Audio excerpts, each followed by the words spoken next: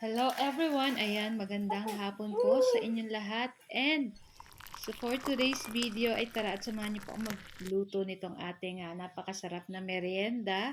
Walang iba kundi itong ating veggies ball. Ayan, so matagal na po kaming nagkikrave nung anak kong kambal ng fish ball or ganitong veggies ball. Tapos meron po nung sweet sauce or yung manong sauce sa fish ball.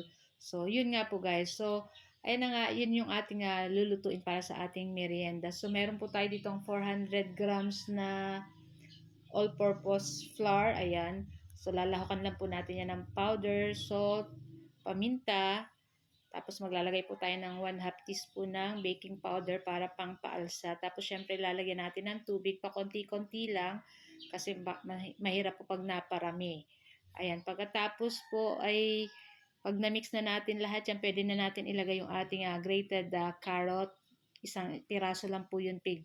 Yad-yad lang namin. Tapos itong ating spring onion or yung ating dahon ng sibuyas. Ayan, pag ganito guys, pwede na yan. So maglalagay lang po tayo dyan ng 1 tablespoon ng oil. Tapos, tatakpan lang po natin yan ng mga 30 minutes to 1 hour. Ayan. So, takpan lang natin yung ating lulutuin na veggies ball. Ayan. Tapos, ang una nating lulutuin ay yung ating sauce. So, naglagay na tayo dyan tubig, asukal, soy sauce. Ayan. Mix-mix lang.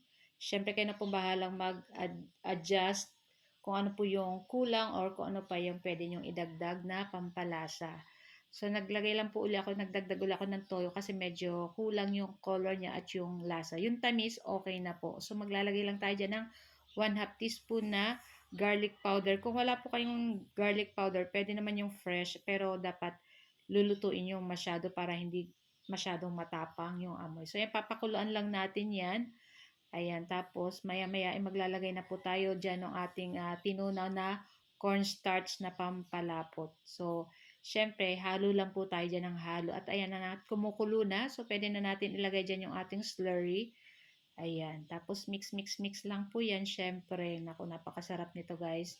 Tapos, syempre, nagdagdag po ulit ako dyan ng pinch of salt. Ayan, tapos paminta na durog. Ayan, mix lang po ulit. At ayan, ready na rin po yan.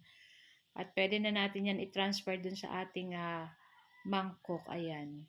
Medyo mainit. Hindi ko sa babasagin na ilagay. Pero okay lang yan. Tapos sa isang malinis na kawali, ayan, maglalagay tayo syempre na medyo marami-raming mantika kasi tayo i-deep fry natin dyan yung ating veggies ball. Ayan.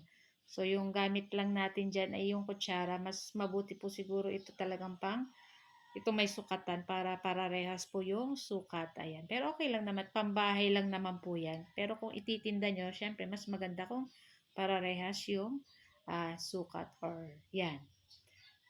So, ayan na nga. At lulutuin lang po natin yan hanggang mag-golden brown. Ayan. Pag ganito guys. Naku, pwede na yan ahunin. So, masarap po sa fishball pag kinakain mo talagang mainit pa. Tapos, ayun, ilalagay mo dun sa sweet sauce. Naku, napakasarap nito guys. Ayan. Pwede nyo rin guys pang ulam to. O, diba? O, pag medyo masarap, basta masarap po yung sauce, masarap na rin po yan. So, yan yung ating first batch. Ayan. Hanguin na natin yan. So, isusunod pa natin dyan yung ating second batch hanggang maubos po lahat itong ating ginawa. So, marami po yung ating nagawa dun sa 400 grams na all-purpose flour. Ayan. Medyo lumaki pa po siya ng konti gawa ng itong ating baking powder. Ayan. So, parang nag-alsa pa siya. Yung iba po nilalagyan yata nila ng yeast pero ako hindi na naglagay. Ayan. So, luto na nga guys. At syempre, titikman na natin yan dyan guys.